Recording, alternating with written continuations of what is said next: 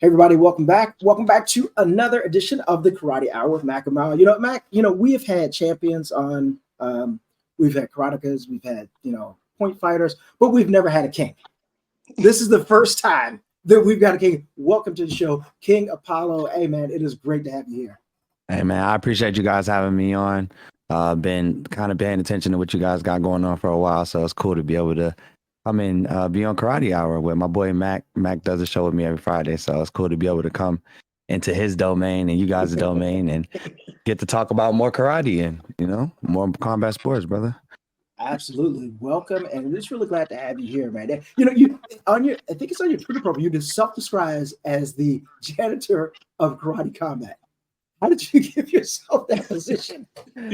So I've been working with Karate Combat for a while, and I'm just an internet troll. So everybody's always like, "What's your position at Karate Combat?" And because I do so much, I really don't have one. So I was just like, you know what? It'd be funny to just throw up that I'm the Karate Combat janitor.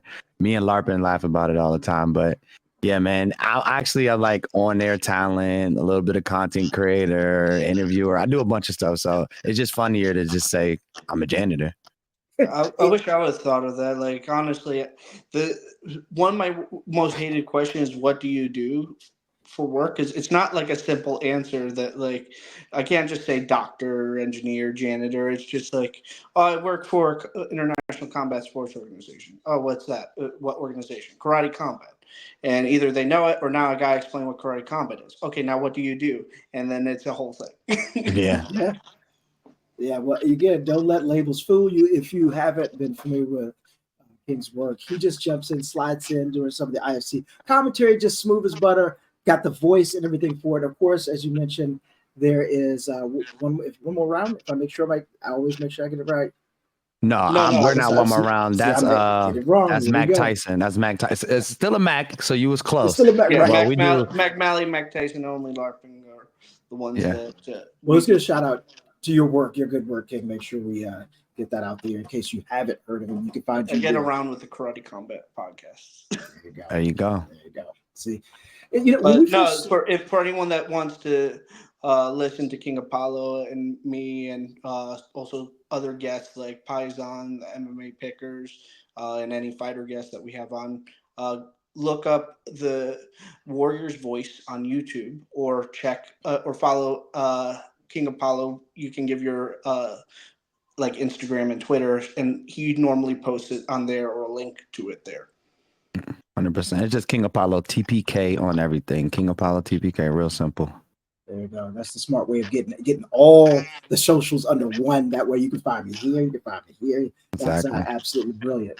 So, hey, again, welcome. Let's talk some karate shop. We have, of course, KC50 ending not too long ago. We got a nice recap of that. Mac, I'll go ahead and let you lead the charge with that. Wait, what'd you say? I'll let you lead the charge. You On got what topic? KC50 Oh, recap. KC50. Yeah, no. It's been a hot minute, so KC50 was a little bit a while ago, but we haven't had an episode, so I thought it would be good for us to recap it. KC50 was a huge milestone achievement for Karate Combat. 50 events, it's crazy. Karate Combat 100 is going to be here before we even know it, but like it was an amazing night of fights, so many finishes, and like the I we had a first we had a big star being made. We have a mainstream star since that's on the level of Rafael Gaev and Eileen Pereira. She became an overnight star for Karate Combat, and that's a huge thing. Then we also have Jay Durand, who is also joining Omaira Molina as one of those people that are like on the cusp of maybe become a future mainstream star for Karate Combat. Though she will have a tough road to the title, especially against the current champion, Stephanie Oliveira. She might be next for that shot right away. She might need to fight one more time. We don't know at this point, but it's going to be interesting to see how her career progresses. Then we got Makoko Flo, who we had on the Warriors Voice recently, who had a amazing showed his heart and showed that he can go all 3 rounds. And now he wants to prove that he can go all 5 rounds in the future. That he is, and I made a highlight reel for him recently. Mhm. One of the fastest liked and shared highlight reels that I've made from on my Instagram channel. So just the hype train for Makoko is real for Arturo Vergara. Yeah. I mean, there was so many things that happened, and of course, also not to be left out, we had some exciting IFC matches doing that. You had UFC Alien actually revealing his face on there. So I got to ask you. Let's say, Paulo, this is not something that you can kind of relate to because you just been who you are. People know you are. But let's just say you did that, and that was your gimmick, and it was for. I mean, I don't know how long he's been around, but would you be nervous about actually revealing your face at a fighting event? 100%, especially in his situation, since he's known for being a UFC troll. So like his kind of beginnings was like he wanted to figure out how to do content. He said, because we had him on the show actually this past week. He said he wanted to do content, but he didn't really know how to do content, but he knew how to do music, and he really liked the UFC, and he watched it a lot. So he decided to start making diss tracks against fighters and people that were like MMA personalities, like MMA Guru, a bunch of the other guys that do like journalist work. So he did that, and that was kind of that was the whole reason why he wore a mask. So to reveal yourself after doing all of that, if I was in his position, I would have been kind of nervous. I asked him, he said he was a little bit, but he felt like it was time. So that was cool. Like I honestly, that was a first for Karate Combat in general, right? So. The only person to ever reveal himself to dox himself live on the broadcast. So it was cool to be able to witness. Anyone, yes. He definitely did. How do you feel about the new placement for IFC where it's now like most of it's like in the beginning of the card, and then like the new main event is usually the IFC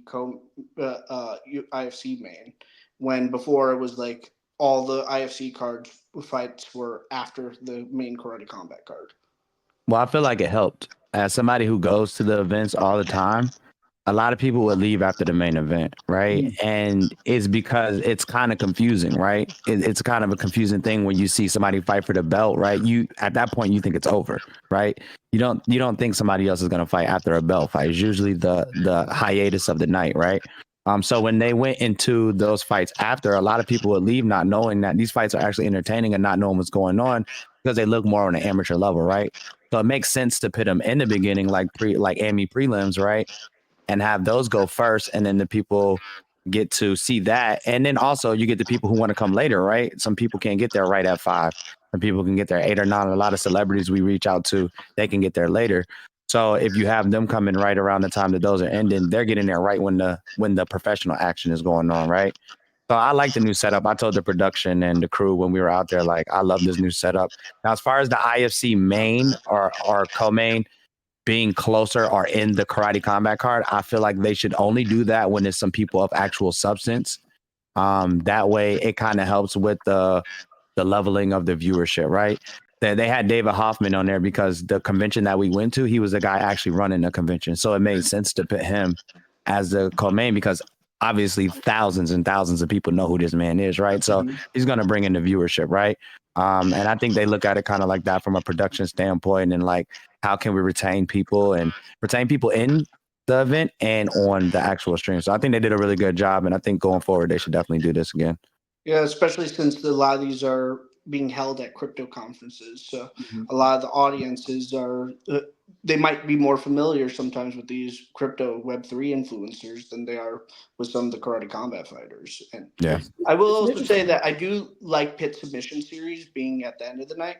100%. Because grappling is, if Karate Combat's an action movie, then at best, like, it's a different feel with grappling where it's more of like a suspense movie where like you're going to are they going to get the submissions a little bit more slow? You might have some big moments like that viral moment of someone literally jumping WWE style, that was crazy, flying triangle, but like it's more relaxing. So after a crazy main event, you get to unwind with some grappling matches if you're interested in it, and if you're only interested in striking, you can just tune out.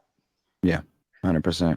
Yeah, just to kind of speak on that, from watching it, I remember watching that. I was watching from home, and the pacing, and again the match selection, the mixing, for having IFC here, having prelims, main events here, it was really good, especially from watching from home, and from being at a few Karate Combat events. Most people understand how long a day that actually could be.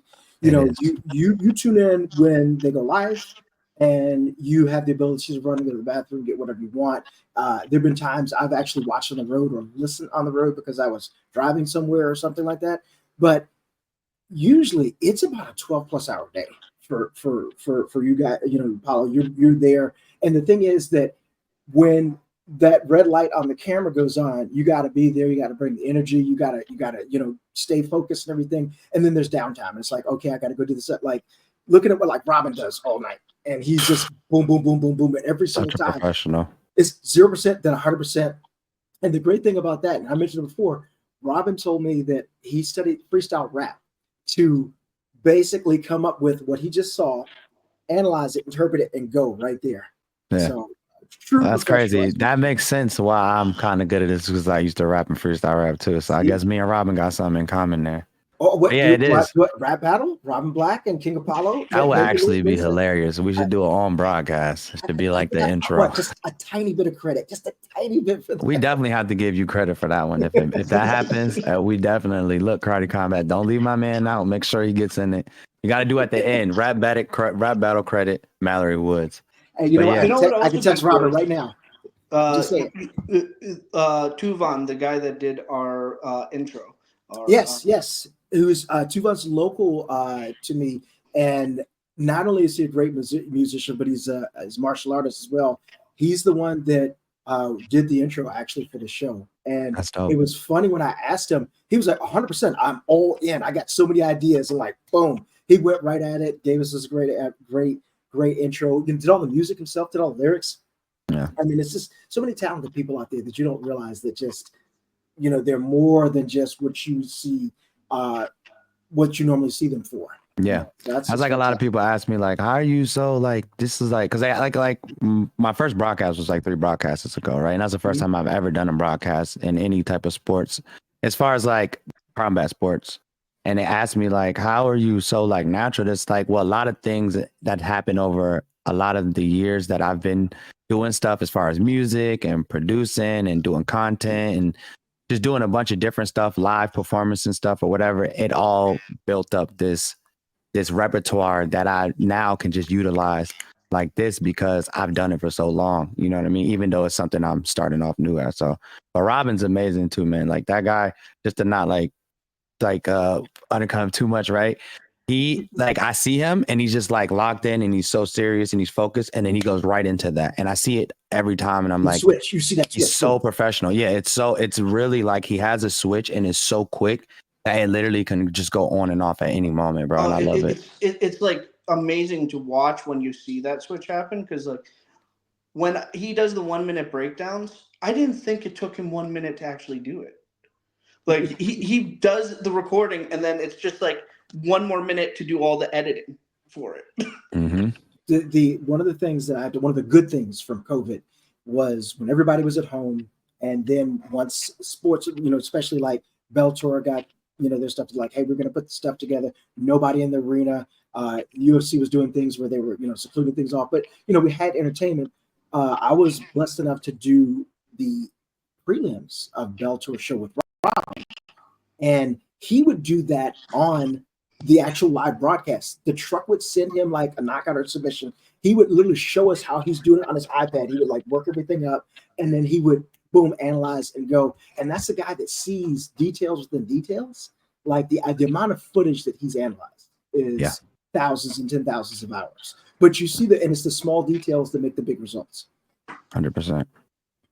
And honestly, it's hard to do because like I can pick up on things when I rewatch fights, but like sitting through a whole event, you have to put your brain in a different mindset. If you're just watching an event casually, like your brain is going to not tune into those small details unless you're really staying focused on each of the fights, because sometimes you just want to relax and watch the fights. But and I feel like that's probably the same with commentary. I haven't done commentary, but both of you have, so maybe go into a little bit of that, like the mindset of a commentator versus just an audience member watching.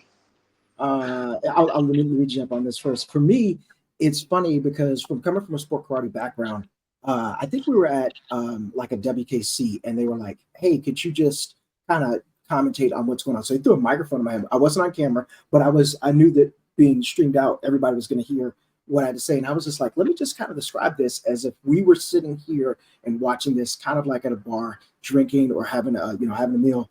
And it became, when you can kind of describe what's going on and also the range of emotion for what is exactly happening, it was pretty good. And sometimes it's hard. You try not to think about what you're what you're doing, because it's kind of like, I always look at it. You remember the Apollo, you might know this, double dutch. You see the girls out there, the guys doing double dutch. It's like, man, that looks really cool. But how do you start? It's kind of like, not now, not now, not now, now. And once you're in, now you got to keep going. Now you got to keep going until. And if you have a second person that you can get out, take a breath, get a drink of water or something, then that's great. But that's kind of how I look at it. You kind of describe what's going on. Don't get too excited. It's tough, but then there's the technical part about knowing exactly, hey, look at that technique. That's a great side kick. Always, I thought I saw a hook kick slip in there. Let's see if what exactly we come out of there. The toughest time, honestly, the toughest time for me has been if you get an injury that happens in the middle of the broadcast, and it's like, ooh, okay, now I've got to talk about something, acknowledge the injury, but not continue to stay and focus on it because you don't want the show to come to a grinding halt. And like, if you kind of listen to the way that Josh, who is the ultimate professional, and just with the British accent, it's just so smooth. When you had James Vick get knocked out, how they continue to keep things going on, and he's getting medical attention while that's happening. But the show has to go on. 100%. Yeah, I agree with all of that. And for me, I've been commentating to all my friends and my girl on the couch for so long. I think by the time it's a going joke at my house though, with my girl is like, take the mic off, because I'll say something and the commentators will literally say the exact same thing after. It doesn't matter if it's UFC, NFL, whatever. So I guess I kind of been an in-house commentator for a while now. When they offered me it, I thought, honestly too, when they offered me, I thought he was saying like, you have bits during the IFC. And I was like, okay, that's cool. And he was like, when I got there, Christian, the head of production, he's like, one of the heads of production, he's like, I don't know if you understood what I mean. You're actually commentating IFC. And I was like, oh, okay. You're in Boss Ruben's chair. Yeah, they're like, we're swapping you out with Boss. And I'm like, okay, cool. So, I mean, like I said, like I kind of naturally, I talk too much, right? It's literally why I got into doing content creation. My friend said, you talk too much, you need to be on camera. Okay, cool. I made a living out of it.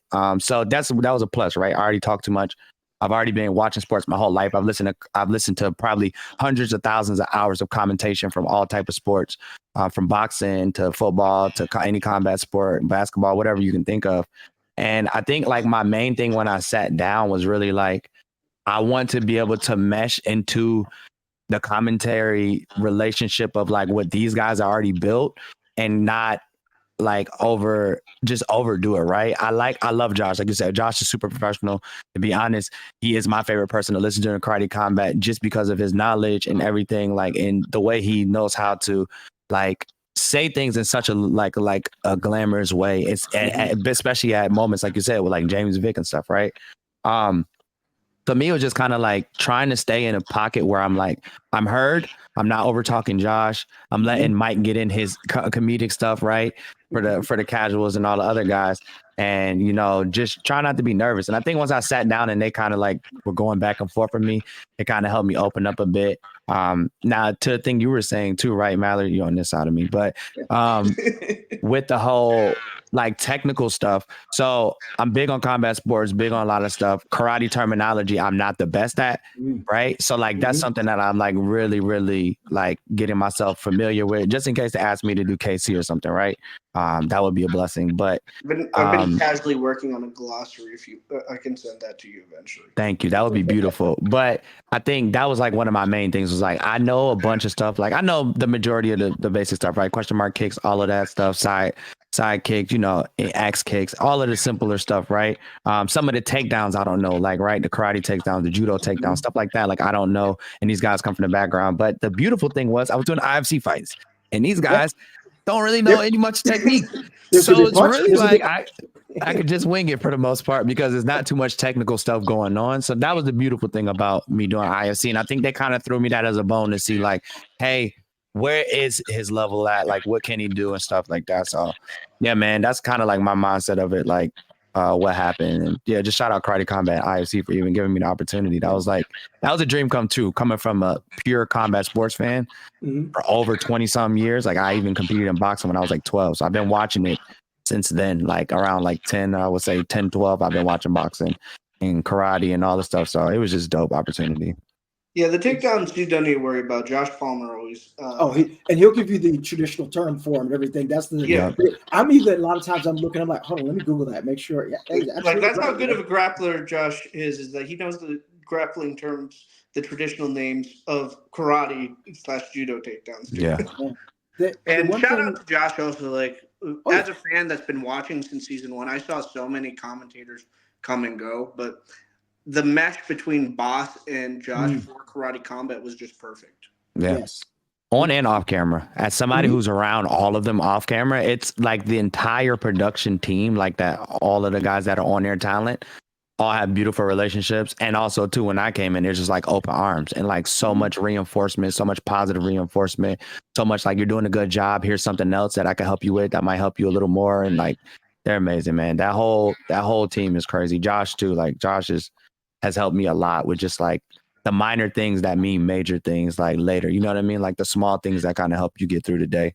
Yeah, no, production's amazing. Like for Playa del Carmen, they were short on a PA, so I was actually took on like a PA role to help bring the fighters from the right corner to the pit. And like it was a little bit of a learning curve for me at first, like just because like the timing, but also I ended up going on broadcast a couple of times, and like another production team would have gotten really upset with you because you're not supposed to end up on broadcast. But for Christian, he just said, "Hey, when you rewatch this, Mac, you're gonna see yourself on broadcast." It's the little things. And like Apollo, you mentioned that getting that positive reinforcement, because I know the first time you set butt in chair, you're like, okay, be chill, be chill. But there's also like I also have a job to do. And when you have that natural chemistry, just from talking to Josh and Boss outside of that, those guys are the most down to earth people that you will absolutely meet. Boss, if you spend 10 minutes with him, I swear it feels like you've known him your entire life. Josh, who is an architect, if no one knew that, is an architect. He's building one of the biggest buildings in Philadelphia right now. In his quote, real job. Like I got a message from him. I had an opportunity to go to Philly for my work, and I completely blanked that Josh, he was 2 buildings away. And I was like, man, I'm so sorry. I wish I'd have known. We could have had lunch or dinner. I was only up there for the day. But there was one cool thing that happened. I had some business down in Alabama for work. And I went to one of the civil rights museums down there on a recommendation from my mom. Civil Rights Museum was completely dope. It was like I had to sit and try to process what I saw for 30 minutes. I would highly recommend it. But Josh was like, oh, by the way, I didn't design that building, but I designed the cafe. And he sent me a picture of the design. And I actually ate there. And it was just completely random because I had posted it to Instagram. And Josh hit me like in 10 seconds of like, hey, did you know I designed that building? And it was like, crazy circle of things like that. And again, multi-talented people to do things with. Everyone has those hidden talents. One other thing I wanted to mention as well is that I kind of got to give a shout out to the IFC fighters. Like, for example, if you think about it, the most terrifying thing that you're every man, not someone who's ever trained in combat sports or ever trained in boxing or taekwondo or any type of martial art, would be to fight. I mean, the thing is that if you're at school, you're just hanging out and everything, somebody just bam, somebody punches in your face, it's on, you're going to do one of 2 things, fight or flight. That's what's going to happen, right?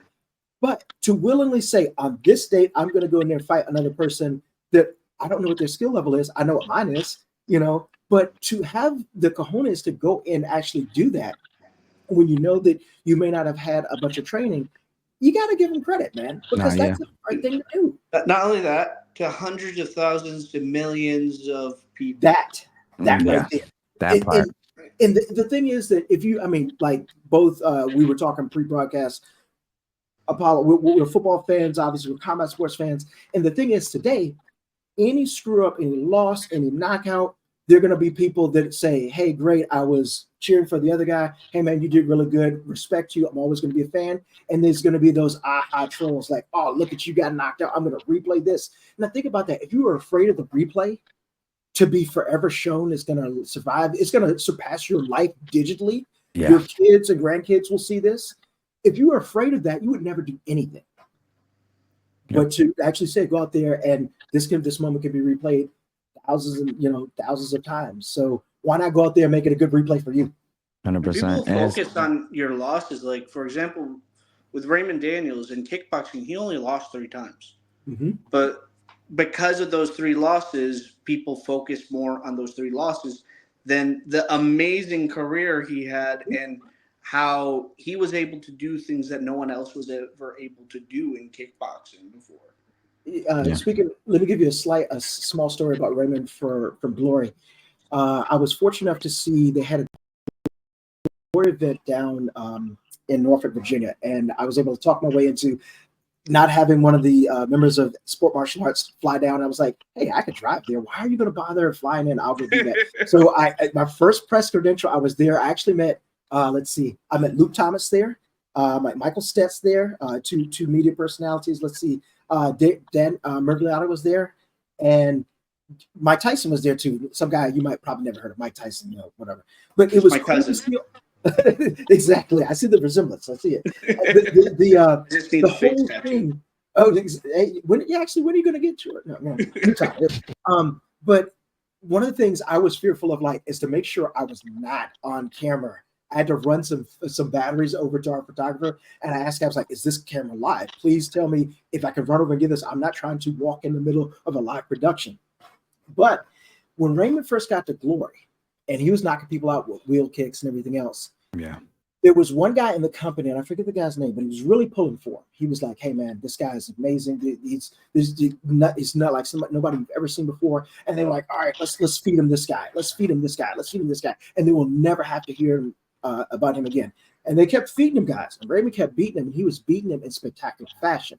So it came undeniable that they were like, "This guy's got a challenge for a belt." Now he ran into Nicky Holson, Nicky was just absolutely amazing kickboxer, and Raymond learned a lot from that first match and did better in the second match until he got that freak a cut over his eyelid. And props to Nicky for that, because he saw it before the ref did. His eyelid was actually cut right here, and if he would have punched him, it could have been catastrophic. And they were able to stop it. But you're right, people do focus on the negative a lot. They love to focus on your losses, and there are 2 things you could do about that. You can listen to it or use that as fuel. Thank you to my fans, but the haters fuel me more because I want to prove you wrong. Yeah, 100%. But if Raymond didn't get cut, he was arguably winning that fight. He was winning that fight. And I think that was the only thing that really hurt his legacy, was that he never got the Glory kickboxing belt. And even though he was the Bellator kickboxing champion, since Bellator kickboxing is no longer existing, right? And there were good guys in Bellator kickboxing, but it never got that prestige. Yeah, right. And right. even with all the highlight reels that he created in Bellator, was like crazy knockouts and stuff, it just still couldn't get over that stigma.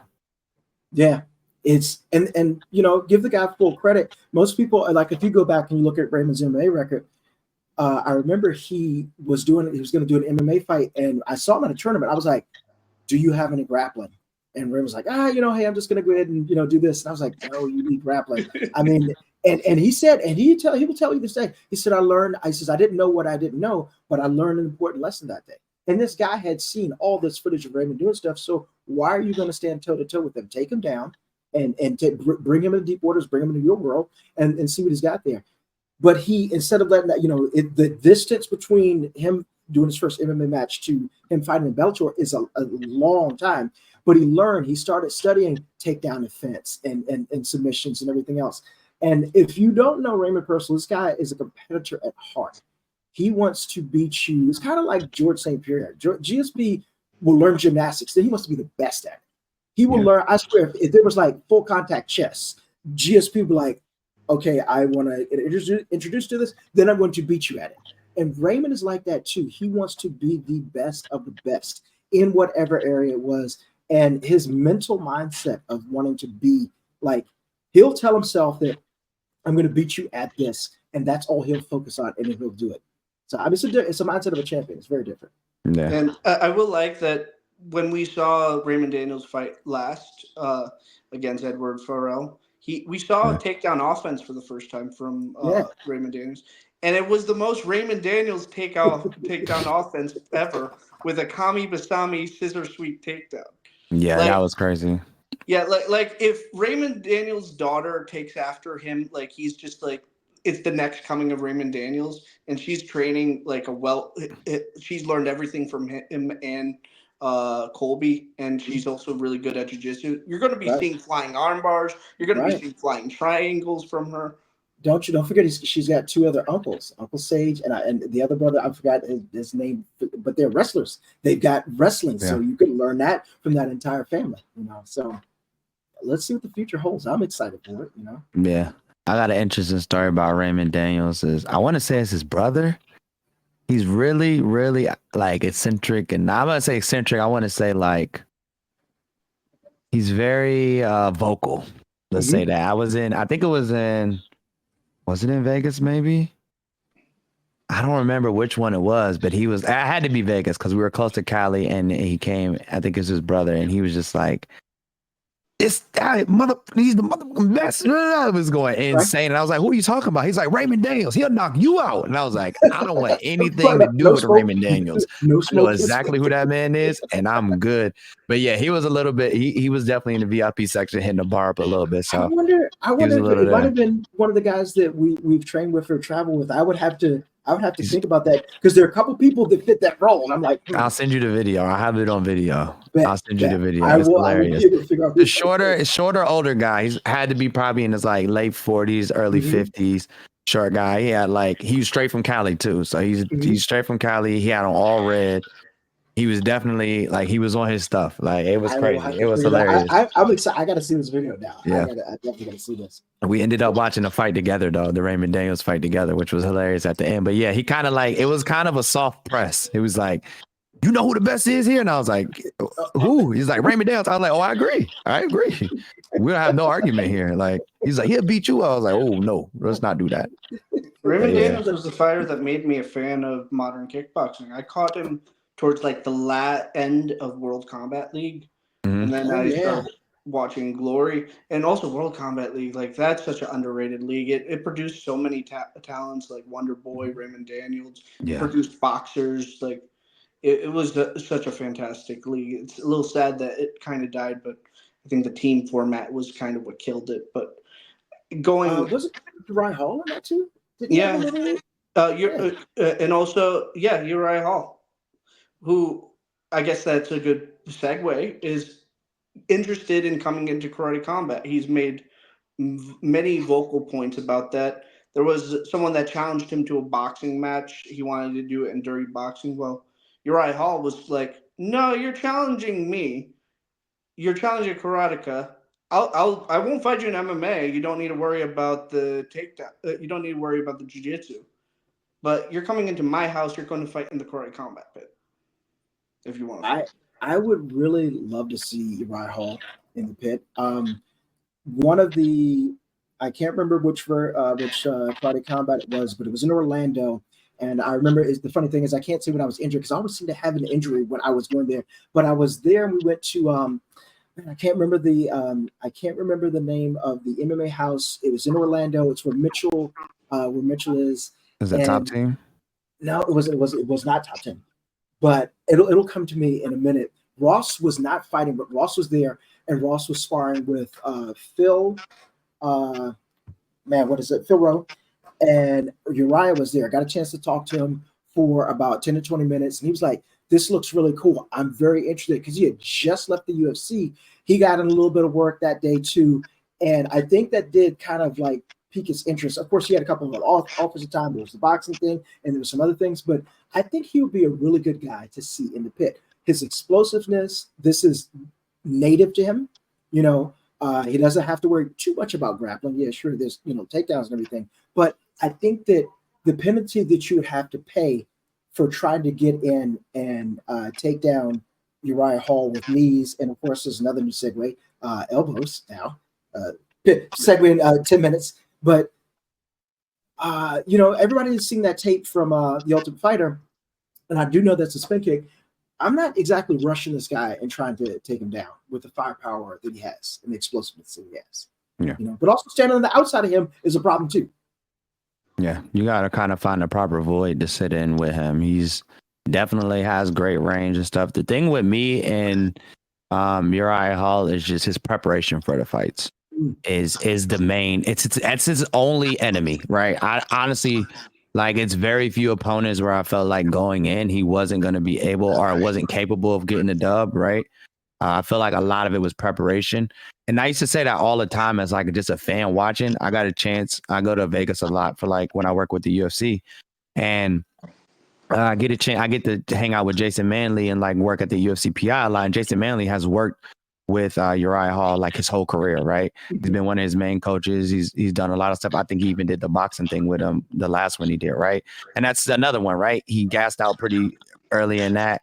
He didn't really have much towards the end, right? And it's just his fight prep. And I think he's so good that it's kind of like something that hurts him as well because he knows he's so good. Sometimes his preparation isn't the best and it shows in his fights. That's the only thing I have like with Uriah Hall, I'm sorry. But other than that, I do want to see him. I feel like him, honestly, is two.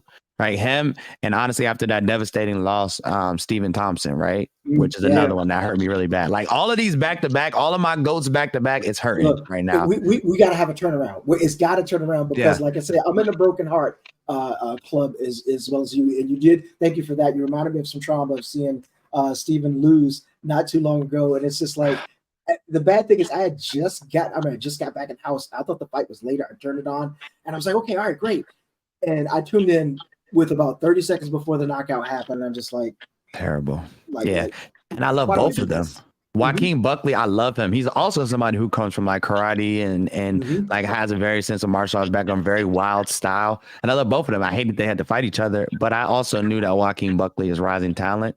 And he's definitely going to be somebody in that division that's going to, honestly, I think he should be seeing a title championship within the next few fights. But yeah, Steven and Uriah, I think it's a good transition for them. I think Steven's main thing is like guys take him down, right? Guys know how to, they wrestle him down. They use what is not his strong suit against him because you're fighting in MMA.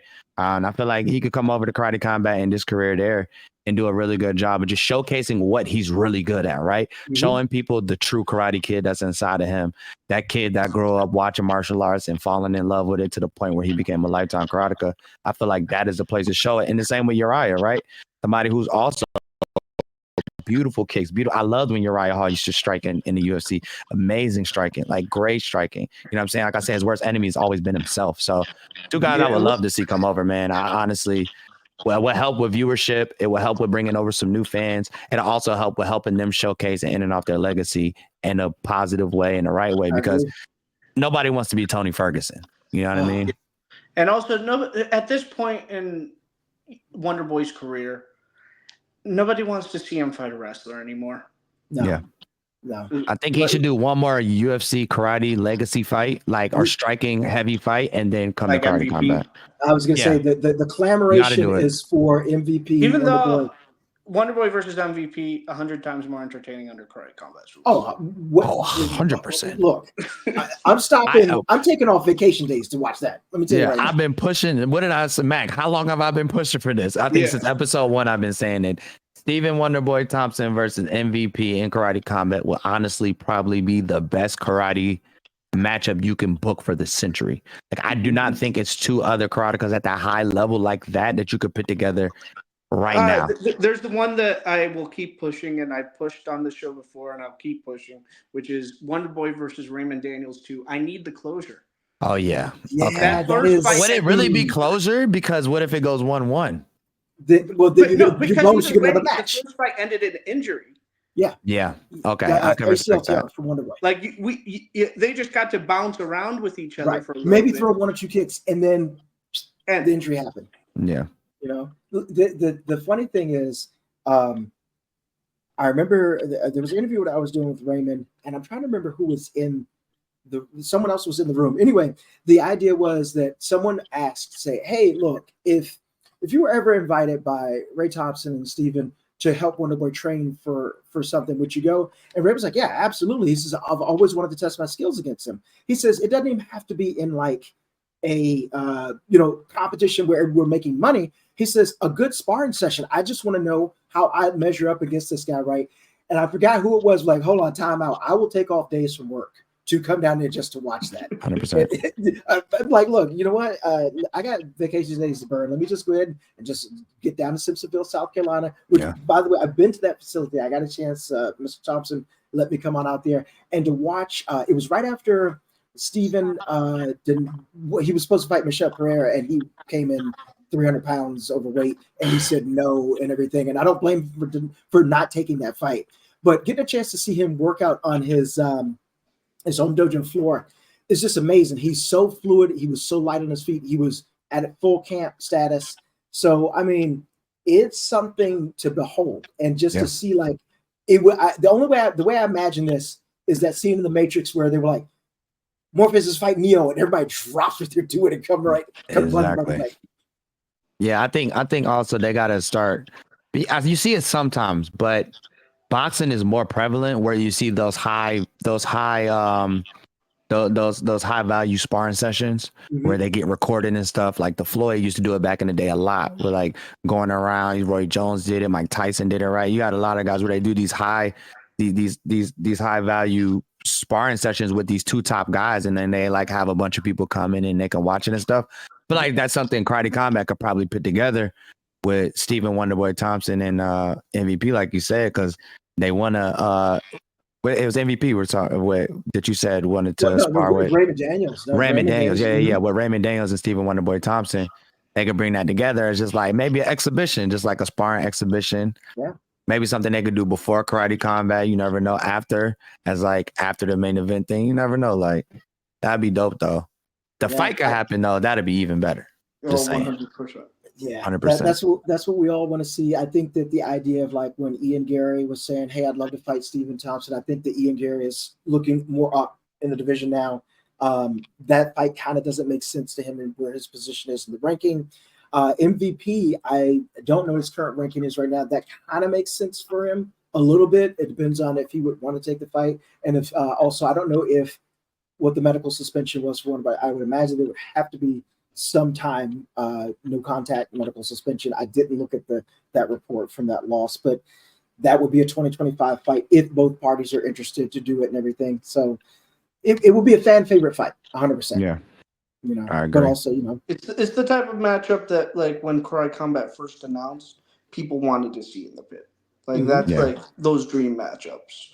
Right. And they did the last thing I also want to say about Uriah Hall that's interesting is more about like the camp he came up in, Tiger Schulman's martial arts, which is I always loved the Tiger Schulman system because like they started off as a karate school before becoming more of like a karate MMA school.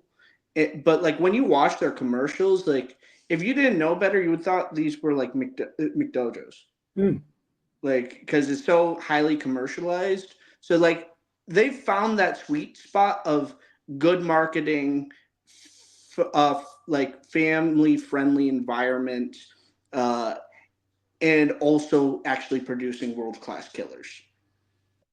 So it's just wanted to note that because that was always just something that I found interesting about like the Tiger Bowman School Network. The one good thing about, especially about having people that come to like last year at the end of the year in Vegas, you had a number of UFC personnel there. The Aljamain Sterling was there, Volk was there, and then Rampage more recently at Salt Lake City. The guys are like, man, this is really cool. I actually wouldn't mind doing this, and I think that that's the great appeal of that. I've seen Angela Hill mention, I would really love to try this. You know, she needs to come. Michelle Waterson is technically not doing anything. She's at the end of her career. She would be great to have in the Karate Hottie. I asked her. She said no. I asked her. I'm like, well, the first show I did, we did it together. It was me and her first show together in Karate Combat. We both were like the new guys because we were like, we're the new guys, so we got to hang out. I was like, do we see you coming to Karate? She was like, I think I'm done. But I would love that. I would love it. I would love it. At the very least, I'd like to see her take on like a more like league sensei role, do some commentary. Like he was decent on like doing the post fight interviews, but I feel like where she would really thrive is in that league sensei role, doing like sensei That sessions, makes Yeah. sense. doing I commentary. think, to be honest too, like her swapping out with her and Dean as far as like analysts in between fights. Like, I don't know. Do they go to Dean for analyzation? I don't think they go to Dean for analyzation They during usually Karate just have Combat, them do they? there in terms of Pit side. post They would do interview. pit side, Yeah. yeah, and post interviews, right? So I mean, in the UFC, in their structure of broadcast, right? They usually pan to Dean Right. Thomas as a ringside as a ringside analyst, right? And Michelle Waterson, I mean, who it's not too many people that's gonna be better than her as a karate like pit side analyst. It's somebody that they could pan to and be like, hey, listen, we got two striking heavy guys. What did you see here? What do you know what I mean? And go from there with her. And Dean doing the post interviews is great because he's so knowledgeable. He's been around the block so many times. He's still currently coaching a lot of UFC fighters, right? From Jillian to what's the other guy? He just did the fight for him not too long ago, Sean Brady, right? He's beautiful for being that guy at the, and he's been around it so much. Like, I mean, He's you got literally, so much knowledge. yeah, So and much, you why and if you haven't followed this, so the guy's hilarious. hilarious. Dean is straight up. I cursed him out when he took his Instagram down. I'm like, did you get blocked? He's like, no, I took my Instagram down. I was like, no, bring that back up. Like, No, we need that. Cutman We need Tate, that. Cutman Tate, Craig Jones are three people in combat sports that need to keep y'all Instagrams up because you guys are keeping it very entertaining, and I need that not to stop. So I was upset with him, and he brought it back. So I don't want to take too much credit for that, but I was somebody who pressed him about bringing that Instagram back. And look, I don't have a vote on anything, but thank you. I'm going to give you credit for that, Paulo, for doing that. That we need it. We need it, Yeah. please. He's hilarious. The Hood UFC ones, I love those. Like when they do the Hood UFC commentary, I love it. It's hilarious, dude. Like he's a gem, bro. And then, like we said, everybody on the team of the Karate Combat production team, as far as talent that they do utilize or have utilized, have all been very professional, very good, very knowledgeable. Like that's why I'm like, I'm there around these people, and I feel like I'm like a fan coming in, and these are like the professionals who's been doing this their whole life. And it's just like me, I'm like, I don't belong here. Like you feel like imposter syndrome. You feel that like I'm faking. I'm like, am I sure y'all wanted me here? But it is what it is. But I'm just blessed to be around them, bro. It's your fault for killing it. Like you're killing it on commentary. Yeah. You're killing Congratulations, it. You're promoted. Exactly. Like if you don't want to be put in that position, you should stop killing it. Note taken. I will do bad for now on. Bomb every segment. Great. 100%. Start talking about Play-Doh. I mean, whatever. Just eat glue on camera. The worst part is I feel like King Apollo could make that entertaining. They're just gonna be like, "Can you do that next week?" I'm like, I'm trying to get fired here, guys. That you know what? That's an Instagram segment right now. Like, I gotta get fired. Let me just do something like that. People love what you just did, and just you back end trip to more fame and everything, which would be hilarious. Yeah, that's crazy you say that too, because I did a video for them to like promote KC. Like I was doing this dancing video, and now when I walked out of the KC in like the entrance part for the fighters, I tripped. And then my boy was like, oh, let's redo it again. I tripped. He's like, no, it looks hilarious. Let's keep it. I'm like, we're keeping that.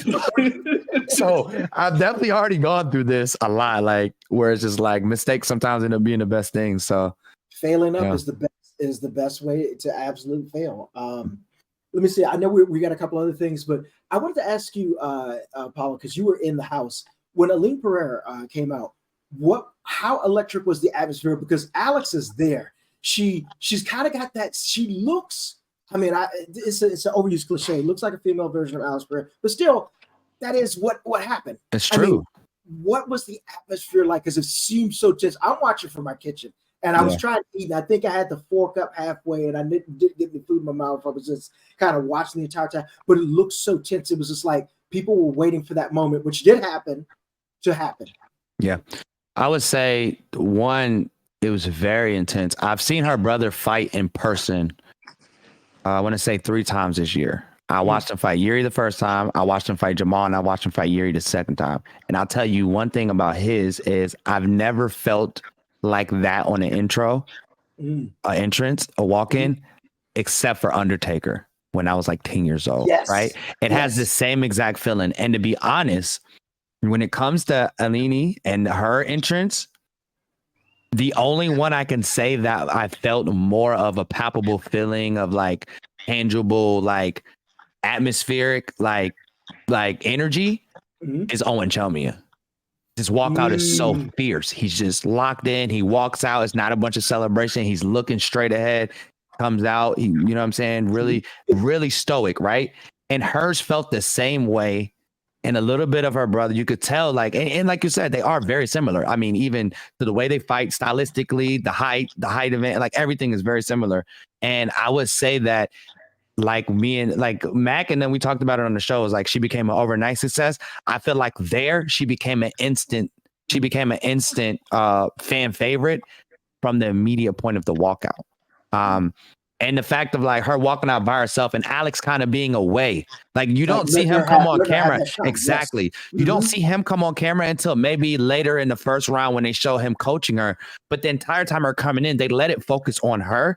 And I love the fact about that because that let her grow as an independent fighter, as somebody who has a brother who is amazing and going down in Hall of Famer for sure. One of the most active UFC champions ever, right? Most fights in one in like under a year. So you already have that, and for her to be able to pop out of that and be her own thing and then come in and land the same hook as her brother but still be able to make it her own. Exactly. Yeah, she's an overnight success, an overnight fan favorite, and I feel like it was definitely one of the most captivating like debuts and interested, the most captivating debut I've ever seen, 100%, and definitely second to Owen Chomia as far as like palpable feeling inside of the actual arena of coming out and being, and for you to be that close to him, we're talking a long time Karate Combat guy, former champion, fought the best of the best, has been in the craziest battle and has some of the biggest fan base in karate. To even come close to him on your debut just shows her trajectory is actually insane. And the Karate Combat really has to focus on really building her because she's gonna beat majority of the competition. Her size alone, everything, she's gonna beat majority of them. And the people who are coaching her are amazing. You got Teixeira, Paulino Cruz, and your brother. What else? What more do you want? You can't take a better three. You got two champions, one former champion, a current champion, and one of the best striking coaches ever, right? So you got those three people, and I feel like Karate Combat just has to do a good job of letting her be her and building herself as Ailini and not Alex's sister. And I feel like they started off doing a great job. And yeah, man, I was super excited. Like I told her when I leave in the hotel, I walk past her and I'm like, look, you're gonna be seeing that soon. If you keep doing what you're doing, I say you will be seeing that real soon. And she was like, yeah. She was like, she told me 2 fights. She said 2 max. She's like 2 fights max. I'm like, hey, I believe it. I believe you. The way you hit, the way she hit D Bagley and a lot of people like, oh, D Begley, they seen the like odds and stuff. Like D Begley's no joke. She trains at Connors. She trains with Connors camp. Like she's not a slouch. You know what I mean? It's a very big height difference with Alini and her or whatever, and like kind of size difference. But Begley's a beast. Like she's still no slouch. And I wanted to give her a little bit of her flowers because I feel like she got a rough start in Karate Combat with having to fight her. Honestly, I would love to see D Begley versus Jay Duran or like somebody like that because I feel like D Begley could probably come down. Yes, okay. Yeah, because a lot of people seem to be forgetting that like Eileen Pereira is flyweight and yeah, she's not what's the name, but I think D Begley should come down. As far as the size advantage, as far as like where her height is, I feel like she would be better suited down there and where Jay Duran and the rest of them are at. But yeah, man, definitely insane. Like I think everybody felt it from being at home or being there. It might have been a little more palpable in stadium and in the arena or whatever, but it was definitely a moment. It was dominant. And by the way, I don't know if you've looked at the stats for when we did the betting show. Shout out to Nick when we do the Karate Combat betting show. Do you know what the current viewage is of that clip that we clipped talking about Alina and D? No, I don't know off the top of my head. 41K. Yeah. Anything I post, I looked. I was like, I did not know until I looked the other day that it was that much. And there were so many people that were chiming in. And like you just mentioned, what you were saying, Apollo, is the fact that if they're bringing you in to face someone that's got that much hype behind them, it takes a special person to say, yes, I will be here on that date and time, and I'm going to come. You know? Yeah. So tough first out for her, but still, like you said, I think there's room, especially in this arena, but also agreeing that I'd like that their Karate Combat's giving her the time to shine. Also, tiny shout out to whoever was in the director's chair for Alex and Yuri to hold that moment of those two monsters staring at each other across the ring. Bro. And I'm just sitting there just like, that was insane. Like, you felt that in the stadium when that happened. 303 was a very interesting. I was upset because Conor was supposed to fight. I've literally been shaded by both of my goats this last year. I had tickets to see John Jones the previous November, previous December or the November. He didn't show up. Nope. Then I went to 303 for Conor, and he didn't show up. So I'm really upset with my goats right now. They're really peeing me off. But yeah, man, like that, it's crazy, man. But this is one that I think Karate Combat is to cultivate her and to go ahead up there. And it's going to take, there are those people, there are those competitors out there was like, okay, all right, I see all the hype you've given her. I want that. Yeah. And that's the type of competitive nature you need to have to say, I want to go in there and fight the monster. Yeah. Whoever and it's that going to monster bring, is, yeah. And it's going to be Shout out to Erica Santos, though, for calling out Eileen A. Pereira. And that's what I was about to say. It's literally, it's going to do two things, right? It's going to make these girls step their game up, and it's also going to put a target on her back. And it's up to her to basically take out any opposition that calls her out. Because the thing is now is for Eleni is every fight from here on out is we want to be Alex Pereira's sister. We want to be one of the ones that say we have a win over the Pereiras, because not a lot of people can say it. Like Eleni didn't do as well at MMA, but it's a lot of grappling going on there. We're talking pure striking now. This is where she can actually succeed and show what she's been learning in kickboxing and doing her entire life, right? So she's definitely going to be the sought out person to want to be. She's going to be our Conor, where everybody wants to fight her. Everybody wants to fight her, even if she's not a champ. I think she's going to always kind of have. She's going to have that bounty on her from the other female fighters. Everyone's going to want to fight her or leave the division. That part. one of the two, Yeah, 100%. If Saba was a little bigger, I would want to see Saba fight her, but I think Saba's isn't Saba? strawweight. Yeah, Saba's strawweight. Yeah, the only other girls that are in the weight class right now is Sarah Ibrahim, who honestly she should go down to strawweight. She's a small flyweight, and she had one of her wins was over Fabiola Esquivel, who was a strawweight. Yeah, Fabiola's really great. I love her kicks. Yeah, I'd love to see her back, even though she's like 1-4 right now. But yeah, she's still like a fan favorite. So I think giving her one last shot would be merited. give her one of the new girls, like Skinner or somebody. Yeah. I wonder if they assigned Skinner, though. I think that was a one-fight contract. She almost, a little bit of alpha. She almost pulled out right before the fight. Yeah. Like it was literally almost a situation where her not actually fighting I remember Laura coming out the back like, awesome, I need you now. Skinner's trying to pull out, and I was like, whoa. And it's like literally before I was about to sit down and commentate. So I was like, wow, that's crazy. That's true. So, that's up to the drama, Yeah, but shout out to her for getting in there and still fighting. I think it was something she just wasn't feeling it. Like maybe it was like something medically, like she wasn't really feeling it that day or something. Maybe had an injury, thought she could probably push through and got to it. So that's also too, I want to give her, I don't think she gets her full, like, I think a lot of people like, because like if you see at the end when Jade hits her, like she kind of just like tapped her on the shoulder and she kind of fell over. I kind of think she was just like, she couldn't do it anymore kind of situation. So, and then the only other flyweight in Karate Combat is another Pitbull Brothers fighter is Ana Luisa Ferreira, who is also like one of 5 fighters to have more than one win in the women's divisions. She's 2-3. Yeah. One of the things, this is kind of undefeated at this division. So. Mm-hmm. One thing to bring up as well is that we saw the news break last week that Sage Northcutt has been released from one, and there were immediately people saying, we would love to see you in Karate Combat. We love it. But don't forget, you also have another piece of the Northcutt / Daniels family. You've got Colby Northcutt, but as far as I know, she still may be under contract with one. But what if I want to see Colby versus Eileen one day. That would be That sick. would be nice. Start negotiating. Let's see if we That get would be another sick. release. It's I'm one, about to text. it's one I'm of about those to fights text where Prez Lune's right now. height advantage isn't really that matter. Literally about to text Prez like, "Yo, Lizzie, you gotta make this Because happen." Colby's tall too. Yes, that's what I'm saying. When she stands next to Raymond, I'm like, "Hey, oh, I wouldn't want to fight either one of them, to be honest with you." But yeah, I would love to see that fight. That would be beautiful. I mean, it makes sense too. You bring somebody else in that's got that recognition in other leagues and stuff like that, right? Yeah, and honestly, she should come to Karate Combat because like they're not building her division in one right now. Like they could have made her a champion and built a division around her, but they haven't. She hasn't competed in a while.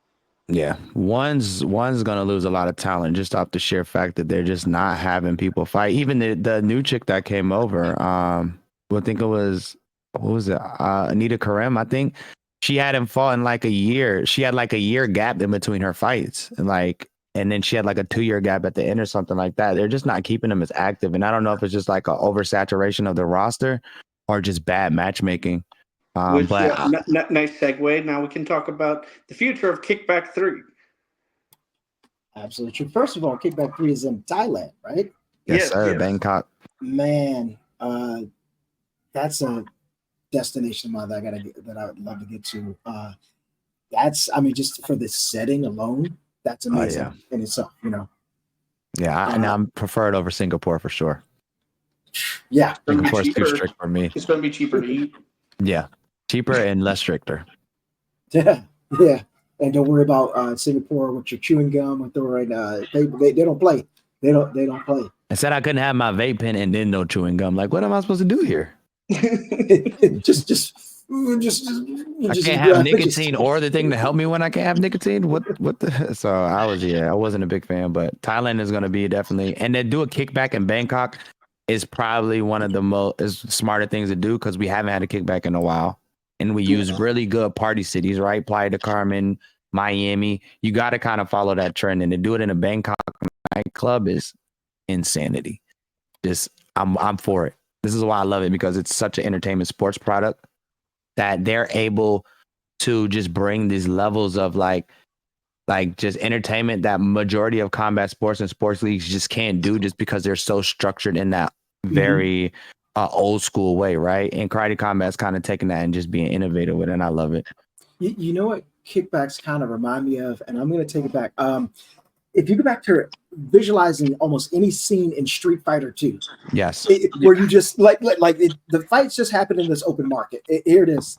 You got two people that are going to fight. Boom, go. And it kind of almost looks like that, whether you're at a mansion with your Rick Ross, wherever. It's kind of got that feel that shoot, what's next? Throw it on a cruise ship. Do whatever. Like, put it. Honestly, if a cruise ship sponsored it, if a cruise ship wanted to do it for Karate Combat, I could see Karate Combat doing it. Oh, 100%. That would be crazy. You think about it, you'd be like, hey, you get to meet and greet with these guys. Make it a whole convention. Do it and then you throw crypto in there. Yeah, I was gonna say you would have to do like a 3-day cruise, but you could extend that to like 4 days. You could have this conference, talk crypto, do this, that, and also hang with the athletes, and then have that at the not the end, but one of the nights, the night before, probably be the best before the cruise ends. Yeah. There you go. I mean, we could get on ideas. Come on. And I see, and two, this is not something that like hasn't been done before. One, there's been many of naval fights boxing fights that have happened on carriers and actual vessels, and they've also had NCAA basketball games on air carriers and stuff as well. So like, yeah, air carrier is a little more stable, but you get one of those big carnival cruises, man. It's nothing to put a pit in there, right? Yeah. That. Now that would be insane, though. But also to your point of you saying like being like Street Fighter, now we know if there's ever a Karate Combat game that comes out, here's another idea.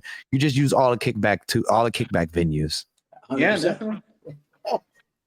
Absolutely. And honestly, a Karate Combat game is going to be lit because there's also a bunch of stuff from the season format you can throw in there too, like all the different worlds, and then also like a lot of people don't remember this. There was even like a little skit of like a dinosaur fighting one of the Karate Combat fighters and a monkey. You could have those as characters too, just for fun. Macaco flows like special move is like him turning into the actual Monkey King and freaking snapping off and then turning back into himself, bro. Like it's like we're There's a getting lot that. to play with. There There's a was lot to play with there. there was they showed a superhero edit of the fights where like they had like power up moves for the edits of the fights. That would be so fire. Yeah, like I feel like if you do a karate combat game, you either go hyper realistic or very stylized. Yeah. Mhm. It has to either be like Street Fighter, the back and forth kind of like just straight like just you just use the main karate moves kind of, and maybe some people have specials based on their whatever. I Or say Tekken because three yeah, I was would say Tekken or the Def Jam Vendetta kind of feel, Oh right? man! Oh, now you're going Like back to where it's like a lot of classic. bouncing and like, you know, Yeah. they're real. It's real. It's like real insinuated on like the movement instead of on a 2D playing field, right? That would be crazy. Insane. Like imagine. It's crazy that Def Jam Vendetta predicted the fact that you would have entertainment rappers and artists actually boxing 20 plus years in the future to the idea of like, oh man, who do you think will win between Method Man and this guy? I don't know, man. These guys from New York, this, that, and the other. And the whole beef around it, the buildup is crazy. And it actually is happening now with, influencer boxing and all that other stuff. You got to credit them, and you got to credit Celebrity Deathmatch. And here's the way that you do it too. It's free to play, going into Karate Combat's method of having free distributions. All characters are unlocked, all stages are unlocked, free to play. Mm-hmm. But you have custom, but the only costumes you get for default are the two gis. But then you have NFT custom costumes. So it's not pay to win. Right. But that's how they can make their money. Pay to look good. Your karate tokens in. What if you could bring your trust karate me, tokens people are in? going to pay to look good. Yeah. Oh, absolutely. I think with the karate token, I think I know where you're going is, but they should use it as an esports way to vote. So like you can have the tournaments of the game, and instead of you voting on fighters, you're voting on your favorite person that's controlling the fighters, right? Your favorite player in the esports tournament, and then you could bet on who you think is going to win per matchup. So it might be like days where like all of these guys are going against each other, and now you get to choose them. And then also, will it be real fighters? It was like, here's so-and-so, like King Apollo's playing and he mains Macaco Flow, right? Or this person mains Raymond Daniels and this, and then you're able to vote on both of them. Like, just know. Honestly, like just the way Macaco Flow fights, it has to feel good to play. Like it has to feel flowy. Yeah, it has to be very smooth because it's so crazy. But and that's why, like, if anyone makes a Karate Combat game, it has to be talented game developers with a true passion for Karate Combat. Yeah. Or true passion for martial arts. Yeah. That's all way it's only going to work well, because if it's just people looking to like capitalize on the brand because it's kind of open source, it's not. I don't think it's going to play too well. Yeah. Very much so. But going back to Kickback 3, you kind of talked about Anita Kareem already, but she's the first Pakistani fighter, female fighter, to go into MMA. And she was actually known as more of a grappler and was known as the arm collector. But for the past like 5 years, she's been up at Stamp Fairtex's gym, which is Fairtex Muay Thai. Now she's had to leave Fairtex because she's going to Karate Combat because no Fairtex fighters kind of fight out of one, or the Fairtex promotions. So she had to leave that gym, but still she was able to level up her striking from that. But she has a tough challenge ahead of her.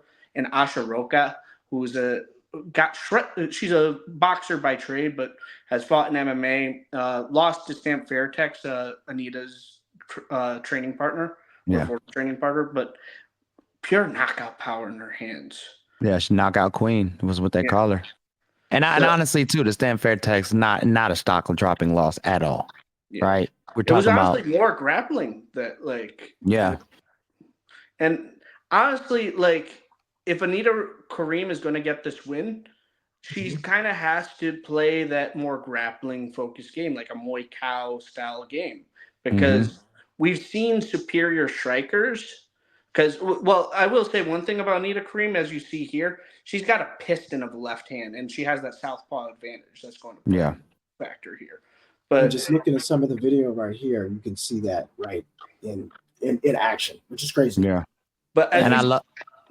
you go, okay. I was just saying, I love Ashiroka. She has a really good, like a good 2-3 that is just sick, and you see it. I think they show it like it's like maybe the second clip they show of her just 2-3 and then just landing the hook and finishing her, and it's so quick. It's right here, boom, boom, right? It's so quick you can't like, and that's where I think she has the advantages in the striking. Ashiroka definitely has the advantage in the striking and the knockout power. I'm not going to put it past Anita Kareem to be able to do the same, right? Her striking is great, but also, like you said, her wrestling is amazing. She's really good at getting somebody to the ground and ground and pounding in MMA. And like I said, right, it's not the exact same thing in karate combat, but it's very similar as long as you can know how to keep that knee up. That's the most important thing, because as long as you keep the knee up, I mean, if you're not a ground and pound, you honestly have such a great advantage once the fight gets to the pit wall or to the ground, you're going to kill. So like you said, she has to use that. I think that's her keys to victory. It's kind of like utilizing. I seen her do a nice trip, back trip, just walk right into the girl, boom, boom, got her to the ground like immediately.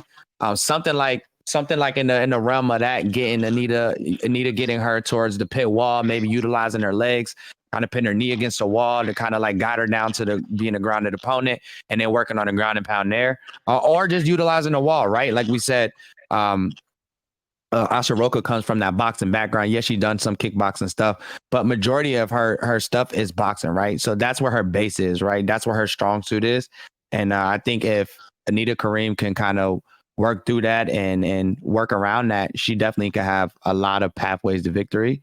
But also shout out to both of the women, because they're both, like, I know you said Anita is the first Pakistani fighter as far as coming out. It's like women's, and she's like a kind of like a movement for the women athletes there. It's the same for Ashiroka too in India. Like, she's one of the top women out there in the sport, and she's one of the ones kind of leading the way. So yeah, leading the charge. So it's dope to have have Pakistan versus India, have these women's leading it, and then they're both leading their countries as far as like being a positive role model for the young adults and young women that are athletic out there. I think it's just super dope, and shout out Karate Combat for making that happen. I'm excited to see this fight. Yeah, first pro women fight for India versus Pakistan. And also talking about that ground and pound, she's also very good. Anita Kareem's also very good from that standing stacking position. Yes. Which is one of the best positions to, if you're good at that, is carries over to karate combat, because it's really just that, like, as you mentioned, is that a lot of these MMA grapplers that come over to karate combats, they get the takedown, but their MMA instincts is to establish position. But when you establish position in combat, you already lost. You're going to be stood up, and you just stood up, right? It's not about position over submissions. I always say it's about damage and control. Get off that damage and control your opponent. 100%. 100%. I think it's also interesting you talk about, like, because that is something we're seeing a little bit in the meta right now, is people kind of like bullying people to the pit wall to get them up against the pit wall and kind of beat them up. Right. And I think one thing I would love to see some karate combat fighters at least experimenting with is maybe actually cross-training in a little sumo. Because sumo, one, you have a bunch of belt takedowns that you're going to learn, which carries over into karate combat. And that's an unexplored aspect of the meta that hasn't learned. But more importantly is, second also is the explosiveness of sumo carries over to the way the grappling works in karate combat. You have to be explosive. You have to be working for that takedown. There's not really that grinding takedowns that you see in MMA. Yeah. But the biggest thing is just that stability and takedown defense. Like, a sumo someone with a sumo background is not going to be bullied up against the wall easily. No. Yeah. So, Yuri Prohaska uses that. He did sumo stuff, and it shows in his base, like you said, right? His base is super strong. When you try to take him down, his takedown defense is insane, especially if he's up against the cage, right? He's able to set his base so stable that you can't even move him, right? And that comes from that. I agree. I like to watch. I follow this Twitch page that literally is called like Midnight Sumo, and all they do is play sumo clips and videos all day long. And I sit and watch those all the time, and I never thought about that, but it does make sense. with the new meta to like learn that, and grappling too. I would say like I would literally go to, if I was a karate combat fighter, just saying like, and I didn't have that, I would go to a BJJ gym, preferably one that if they do have a pit corner, go there and practice takedown defense and just defending yourself on the pit wall.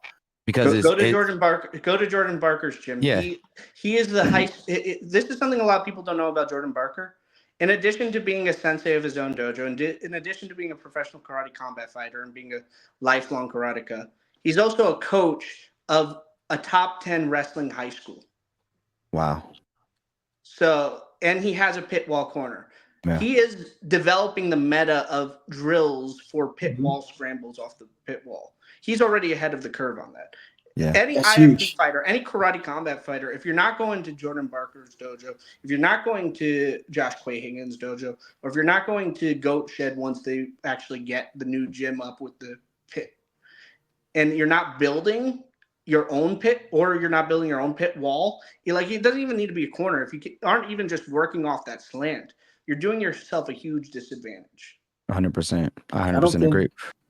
That every fighter gets to get in the pit and one, see how the mats feel, see if they're slippery, this, that, and the other. You cannot do that 2 days before a fight and say, I'm going to come up with a strategy, because instincts will take over if you're backing up. And if you see someone that's aggressively backing you into a corner, that wall will trip you. I mean, just because of the way the surface is aligned. And from being in there myself, you're just walking, it's like, boom, you're down.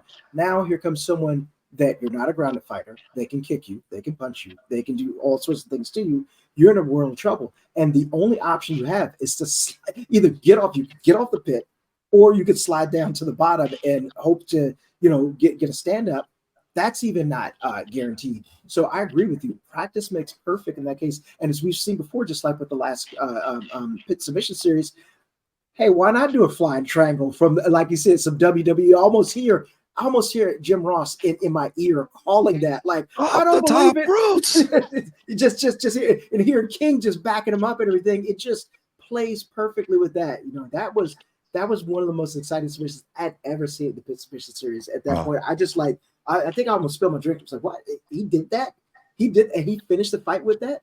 Yeah. Absolutely crazy risk and reward for that. The strike you have to master off the pit wall, though, yes, is the side kick.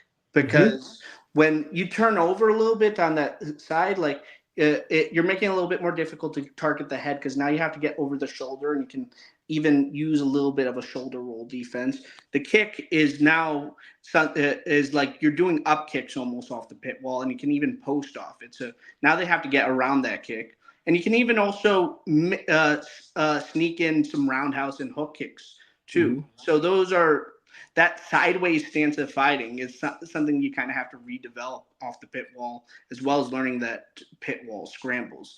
And also shout out to another fighter that's building a pit wall corner, Corey Cuppy. After his loss, his brother told me that in their dojo they're going to be building. They're going to construct that. Makes sense. That's what's up. I wanted to see Corey Cuppy. I wanted him to win so bad. I took him on my karate combat picks because he was a crazy underdog, and I was like, I don't know, let's just take a chance here. But on my actual parlay, I took Luan Santiago just because I just knew Luan is coming in there to like make a message. I feel like Corey is a great fighter, and I feel like he has great potential in karate combat. I just feel like he may have pulled a bad stick for his first fight. Yeah. And it showed too when you look at the even the odds makers, it was heavily in Luan Santiago's favor. But I want to see him go again. I'm a fan of him as a personality in karate combat. I feel like he was great. I feel like he was great. And then being from Detroit, it's like if you could get the Detroit people, one about them is, and if you know any Lions fans, you know what I mean, or Pistons fans. They don't have the biggest fan bases, but they have really loyal fan bases. And if you can tap into that Detroit market for him, I mean, you could see a wave of karate combat fans I could see coming in from Detroit. The first time I ever saw this shirt, it was from Detroit. You see it for other cities, but it was called Everybody versus Detroit. Now you see it with everything. And I was like, man, if that doesn't describe that city right there, that is it in a t-shirt. Yeah. And he describes the city, right? Because everybody there is kind of like comes from that blue collar, that real middle class lifestyle of just like and it's all around the board. Like in Detroit, it's not really a racial barrier of like who's rich and who's nah. It's poor white people, poor black people, poor Mexicans. It's poor everybody, right? We So all here. we're all there, and it feels like he's like a proper representation. That's why somebody like Eminem was so great, right? Because he's from Detroit, but he's also from the hood of Detroit. He's like, I'm not from the projects, but I'm from the trailer park, which is, you know what I'm saying, my version of that, right? And he was able to connect with everybody in Detroit off the fact of, you know, he was somebody that was a regular person that comes from this playing field of like normality, right? So I feel like Corey Cup does have the same thing. It's very entertaining. I love the outfit choices that he did. I love the entrance that he did. Like these are qualities you want in a fighter, and I feel like they should definitely give him another chance to showcase it. To what he can do, you know. Now I wouldn't say championship potential right now. He's got to show me some more stuff, but also I feel like he does have a potential to be a great competitor within the league.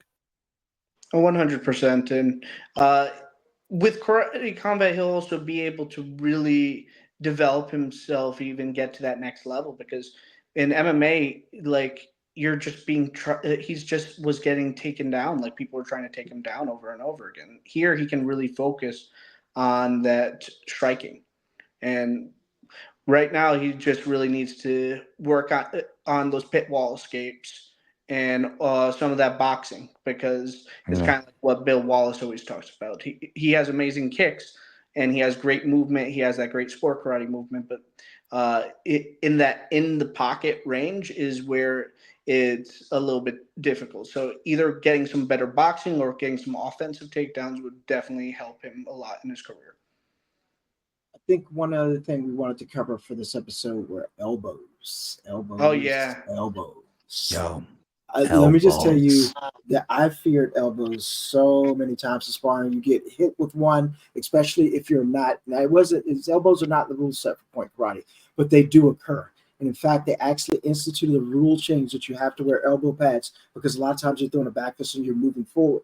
That back fist comes out, but this elbow is right behind it, and getting cut or getting hit right here on your orbital bone and everything, it is a bad day, especially if you're not expecting it. And there's no like, if it's an accident that happens during the match and it's no deep disqualification, you actually end up losing the fight for what is considered to be an accident. You know, I've gotten hit by one before. Definitely had swollen up eyes. You know, everything, they hurt, and that's why when the idea was this to be voted in, I was surprised at how overwhelmingly it was accepted. I mean, listen, you got to be a little bit off-centered to enjoy getting hit in the head, and I understand that with fighters. And they were like, "No, yeah, give us that, please. I'll have more." Yeah. So elbows, elbows, elbows. We now have them in karate combat, and as you mentioned, Mac, they're in traditional karate forms. They karate katas, everything. They're around, but they have been removed from a rule set because they cut, they in fights, this and another. But now they have arrived in karate combat.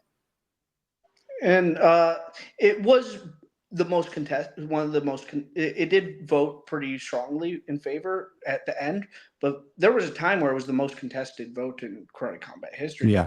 There was a time for the first time that the no's actually overtook the yeses. Mm-hmm.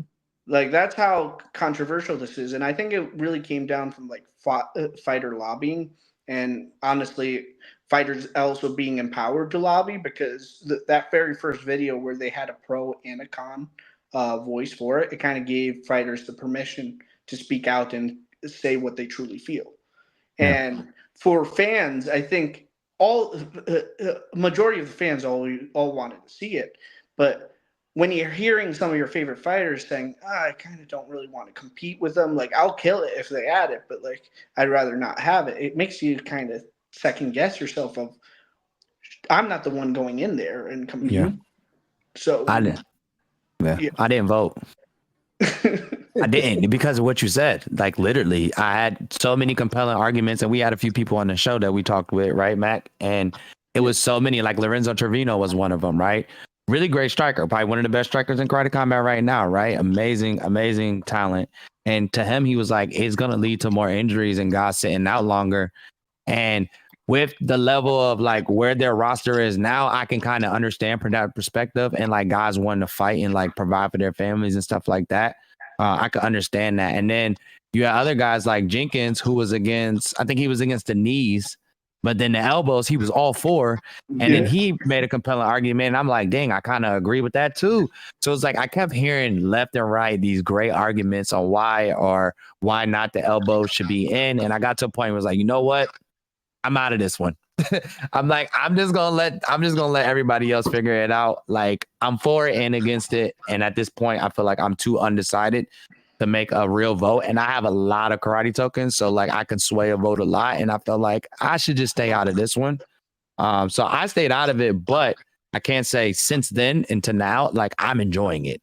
The way Marcus Perez laid elbows on his opponent on the pit wall, beautiful. Like I seen a few elbows on like breakout like releases, and like it's, to me it just adds it. Yes, it does add to people suffering injuries and maybe getting cut, that orbital bone, like all of that. Yeah, it will. But so we're getting punched in the face. So we're getting kicked in the head. Like we watched Ross Levine on his last fight, right? His retirement fight. He kicked Adrian in the back of the head and split the back of his head open with his foot, right?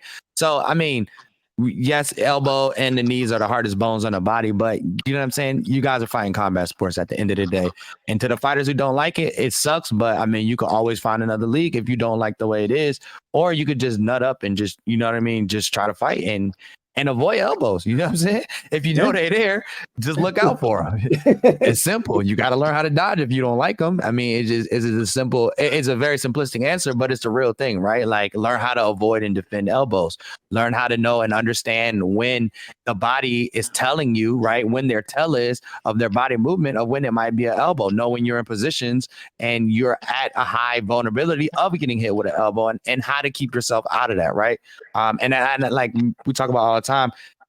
To me, I love it when they add layers onto it, is because now it requires our karatekas and athletes to level up their game or get left behind, right? And it builds for innovation, and it lets the league grow, and it lets people grow stylistically, because now they can come up with things, right? Like we said, when Craig Jones did the submission jumping onto the pit wall, we were like, whoa, what the hell? And now Buddy jumps off the side and does a flying triangle armbar, and then we're like, okay, wow, like Craig's is nothing now compared to that. And that's what I feel like is going to be the more they add on these things, and like be smart with it. Yes, we don't want to just make this full on MMA. We don't want to make this full on UFC. We want to have our own identity, and also we want to grow with the UFC because they have a great standing relationship right now. They're in the talks of working on some really good stuff. I can't speak on a lot of it. I can't speak on most of it right now, but if it goes through what they're doing with them, it makes sense for them to stay their own identity and grow with the UFC. They have potential to be one of those featured leagues like CFFN, like LFA, like those featured leagues. When you go to UFC Fight Pass, Karate Combat has the potential to be on that. And I think the UFC is just like, you guys got to just show us a little more, because the product in itself already does more views and viewership than all of the feature ones already. So in my mind, it already makes sense. And I feel like them building the league out like this, allow more karates to come in, because too, some people might not have come in because they're like, man, I want to use elbows. Some of the Muay Thai guys have been using elbows their whole career. Like, I don't want to take something out of my arsenal. Well, that's also a double-edged sword, though. And because there's also a lot of people that they were interested in karate combat before, but now they aren't because they don't want to fight with elbows. Like there's a lot of kickboxers and some karate fighters that might not do it. But so that was always one of my concerns with this introduction. But talking with Elijah Averill, it became less of a issue because, as Elijah said, it with all the rule changes that happened so far, if there was a karate fighter that wasn't interested in fighting karate combat, that ship already sailed. Like, it's like just something else they need to accept now. 100%. Either you get on board or you get off. Yeah, it's either you're a dog, you're a dog outside, or you inside. You're an inside dog. It's either one. And if you don't like the elbows and all, you're an inside dog. You go find one where you can do that. But if you want to be out there with the dogs and you don't care and you're willing to adjust and be somebody who learns how to just figure out the environment that they're in and do the best of what or learn more to be the best, right? And you're not going to succeed in it anyways because it's a growing league and they're going to keep changing things until they figure out what works. So you know what I mean? But I am glad that like they're taking a break from rule changes for now Yeah. because it was getting to the point where like especially some of the old rostered fighters like I don't blame some of them for taking time off just because there's so much they have to learn that they weren't doing before Yeah. like the thigh kicks it wasn't too big of an issue because their training partners were throwing them in sparring already. So you didn't know how to do it offensively, but you were already learning how, you already knew how to defend them and you were already taking them in sparring. But elbows, that's something that people don't really throw in sparring, even in MMA gyms. Yeah. No, they don't. So You'll like see like they'll like feint it, kind of like feint it, or maybe kind of throw it knowing they won't hit you with it. You know what I mean? Like kind of practicing the movement, but you don't see them land at all. but not too many people are like putting on the elbow pads. Yeah. But Uh, so like as a general rule, I've always been in favor of like President Awesome's changes of like simplifying the rule set because I think that's been very important because I think that's where karate thrives, honestly. Like if you look at the World Karate Federation, like the Olympic karate, like they keep it very strict because they want a very specific way of how karate works. But like sometimes that also works to its detriment and it makes it kind of harder to transition to full contact because it's you're playing to a specific rule set now. While with sport karate from like Mal's sport karate world, it's so free that it allows so much creativity that like you wouldn't have an MVP and you wouldn't have a Raymond Daniels if they didn't weren't able to experiment on that sport karate scene at first yeah. and really truly learn to express themselves. So I think by making the rule set simplified, it really adds to the creativity we're going to see in the striking. And I think karate thrives under that rule set the best. And I Yeah. voted in favor of elbow strikes just because I wanted to see MP Waza brought back into the art. I want elbow strikes to be part of the art again. Yeah. And as we've seen in karate combat, it was kind of a missing link of the striking because there were some close, like fighting, like close fighting, like in the pocket situations where it kind of felt awkward because they didn't have that short weapon. Mhm. Yeah. 100%. That's a great But point. so it's added that new element to it. The only and like I've on and honestly one thing that a lot of people don't know is that all these rule changes actually help rope because they want to keep it like authentic to karate, so I added some of the karate input to it. Yeah. But it's the only rule change that like I wouldn't agree with that I don't know if it's on the horizon or not. It would be legalizing double leg and single leg takedowns. Honestly, think that already went through. That hasn't been changed. Sure. Yeah. I'm gonna look into it. I don't know because I remember I asked and they were like, yeah, they're legal, like double and single legs. And it's one of the No, IFC Python, one of the because he was saying like in the rule set. I don't know, maybe he was wrong. He could be completely wrong. no. Um, I have access to the rule set document. okay, got you. It's I not. haven't gone to the last fighter meetings before the fight, so I haven't got the complete rundown on the rule sets since. You want to know what's crazy? Back one was the last fighters meeting I went to. 'Cause a lot of times I'm doing rehearsal stuff, but yeah, I thought because of I don't know, maybe I'm tripping, but yeah, if I that think it might does have been. happen, I think it might have been talked about before. yeah, Like floated the idea around yeah. of being Because I added. remember, didn't Sam do a double leg? Did he not do a double leg against Antonio Arroyo? So the way the rule works is when Okay, Karate Combat talks about a double leg, they mean double legs. Like if two hands are below the waistline, that takedown is illegal. But if you have one hand on the back and one hand on the leg, in wrestling that's considered a double leg, but in Karate Combat it's not considered a double leg takedown. okay. There we go. Single and double leg takedowns, except for one catching, kicking leg of the opponent, and two performing a single double leg during a grapple scramble. Oh, okay, This is under and it's under fouls, including but okay. not limited to. By the way, we saw a good portion of these unfortunate fouls last time. That second one is new. Mhm. That wasn't added before. Kicking any part of the knee. No, allowing single or double leg takedowns during a scramble. Let's see what that I just said. Go back up. There we go. Yeah, there it is. There we go. I like that. So it's interesting because I remember checking out the Singapore one because Sasha Politnikov he's trying to get his loss overturned because of a suplex. Which he viewed as a suplex. Which when I looked at it, I saw that he had lost, and then I saw the video. I was like, "Oh my gosh, I'm glad he's okay." That was crazy. Bad. That one shook Boss up a bit because that's kind of how Boss got his injury when he was. I think he was shooting a movie or something when he did his. But yeah, that's similar to the same reason of how he kind of like injured himself and couldn't fight anymore and stuff. So that was really tough for him to watch. Me and him were talking about it last time, but he was like, "Yeah, that was a rough one for him." Yeah, I bet.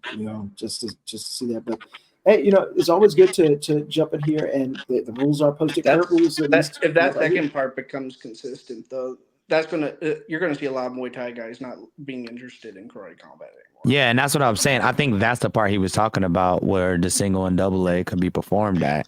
Is like because they said they were legal. Because I need to go through that too, and I'm glad you guys brought that up because I need to go do my due diligence and kind of go through the entire rule set and the updated rule set, which I haven't yet, but.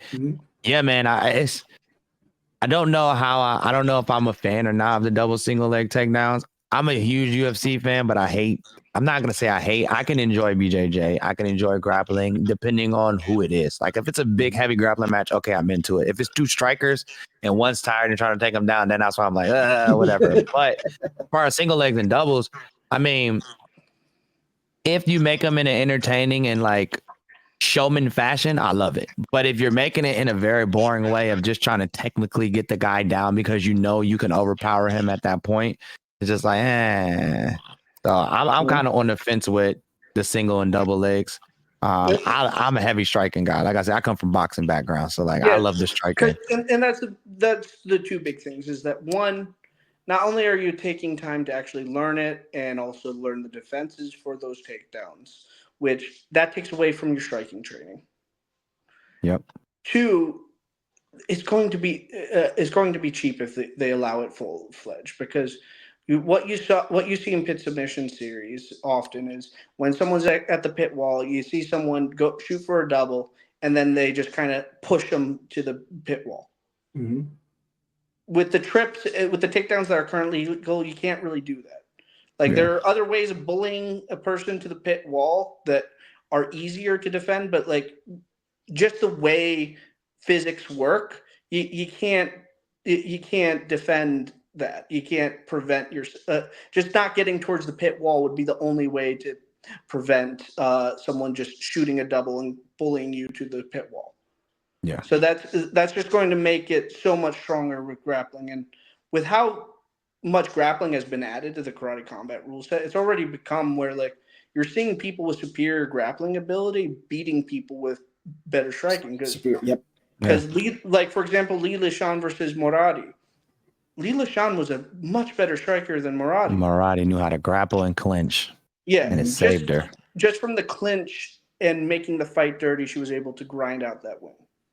Same thing with the UFC guys. That's why I took both UFC vets. I was like, these guys have grappled on a high level. I know who Omar Morales has fought. I know who Marcus Perez has fought.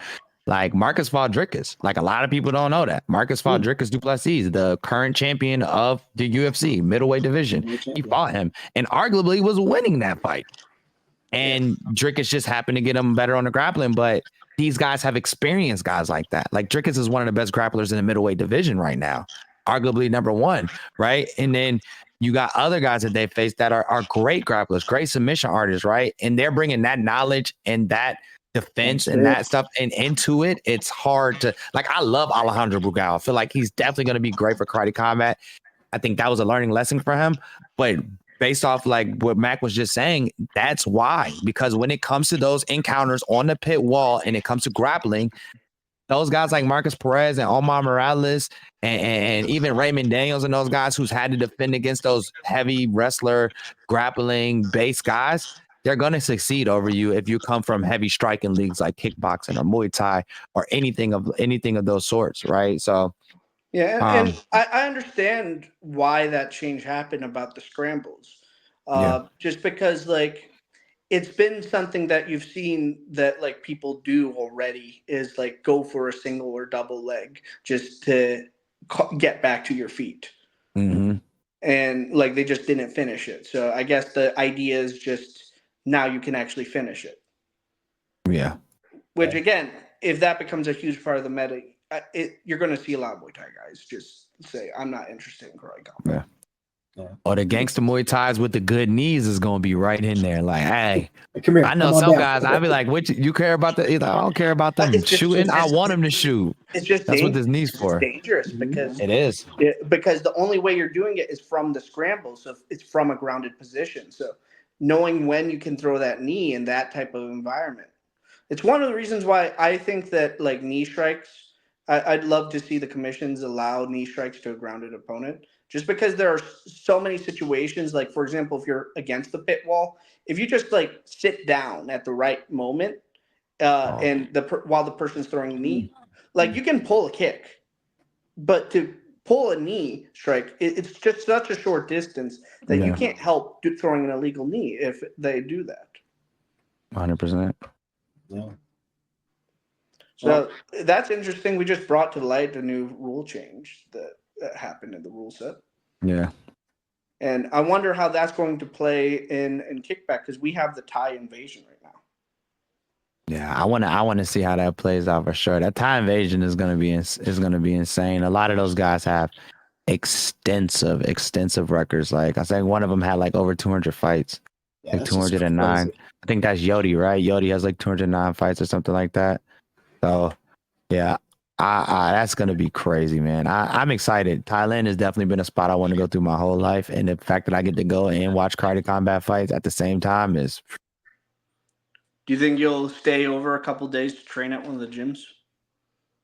I probably should. I do need to get back in some type of dojo. I've been traveling so much that it's hard for me to actually get into one. Mhm. It's a karate studio here. One, my uncle owns one in Alabama. I think we talked about that before. My Definitely. uncle owns Johnson Martial Arts in Alabama, and he's been a lifetime dojo owner and sensei.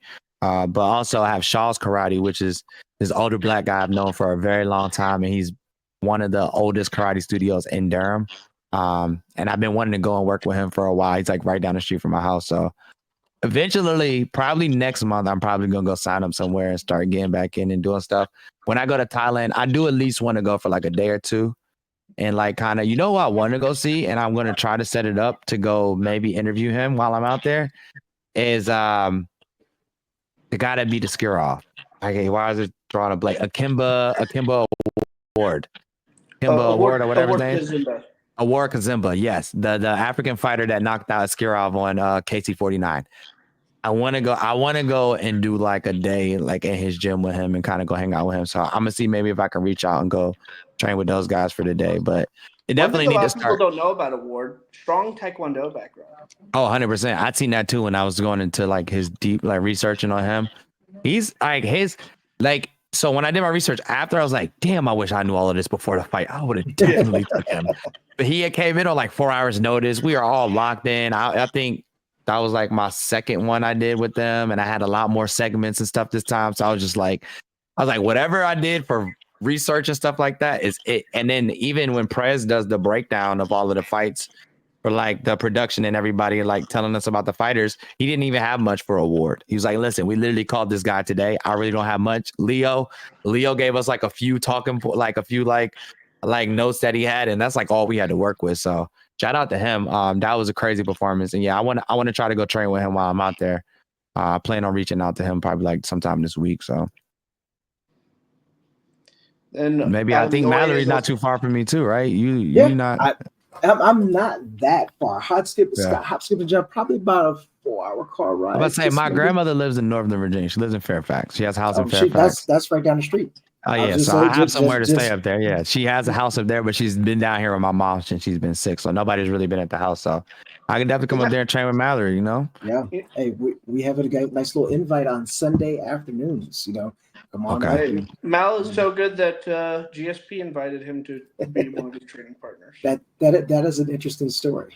That is dope. true. I gotta get that story. I have to get that story, man, for sure. We'll save that Maybe one one for day. your podcast. Yeah, There I you say go. maybe Hey, one day when you come on. it'll give us some street cred to come on up there. But hey, with that being said, Apollo, we certainly appreciate you joining us today.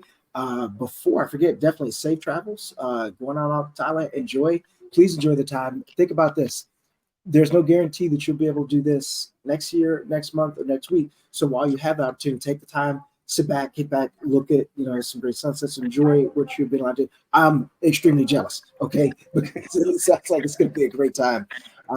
And of course, definitely guys, check out the Warriors Voice. The Warriors Voice. If I can actually speak to hear about, I might even show up. Maybe I'll get a chance to jump on over there pretty soon. Hey man, listen, Fridays at 12 p.m. If you're available, let us know, bro. We would love to have you on. Definitely one of the better, voices out here speaking on karate and doing stuff. And I love what you guys are doing. You guys are one of the motivations of me starting the show. You guys in one more round with Mac&Mal. Mac Tyson's always also on that. That's why I couldn't leave Mac Tyson out. When I started, I was like, I gotta bring Mac in. It's uniform. You gotta bring Mac in when you're starting something with karate and karate combat. So Exactly. I was blessed that he could come on with me, and also got MMA Pickers, who's a really good MMA analyst, really good with like betting, and he's become a huge fan of karate combat. So just blessed to have those two guys, and then blessed to be able to come on shows like this with you guys. So hopefully we could collaborate real soon and do something. Maybe we'll even do a Warriors Voice on a Sunday with somewhere there. There you go. Now you're talking, man. That'll be good. Boy. Hey, the sky is the limit. Once again, we will be back very soon from our partner, Mac Tyson, and of course with our great guest, King Apollo. Thank you guys for tuning in. We'll be back soon with another episode.